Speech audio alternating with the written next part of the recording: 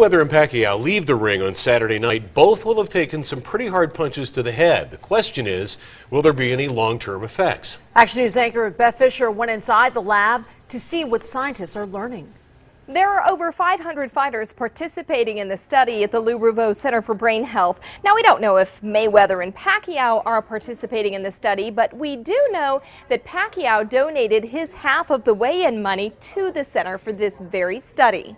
Inside this twisted metal building, researchers are putting professional fighters through very different rounds than they're used to.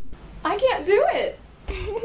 I feel so silly, but I really can't do it. Scientists here gave me incredible access to the type of testing they do to track changes in the fighters' brains after another year of head trauma. Once you close your eyes, yes, it is harder than it looks. No worries. They're able to track changes in balance, speech, speed, and vision.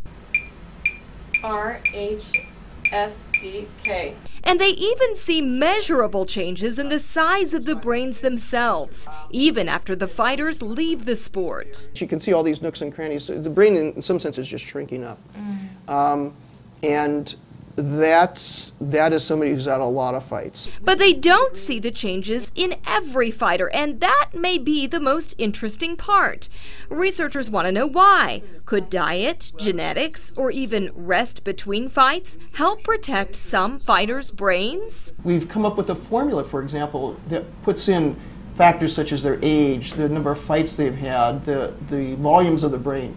And we think it can actually predict their risk of having cognitive impairment. And this research, though only 4 years old, could ultimately change the face of boxing, because the regulatory agencies could use these tools to help determine whether a fighter should continue in the sport. Do your fighters get frustrated?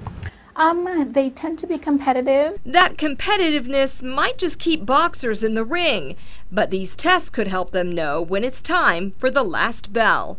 Beth Fisher, Channel 13, Action News. That is very interesting.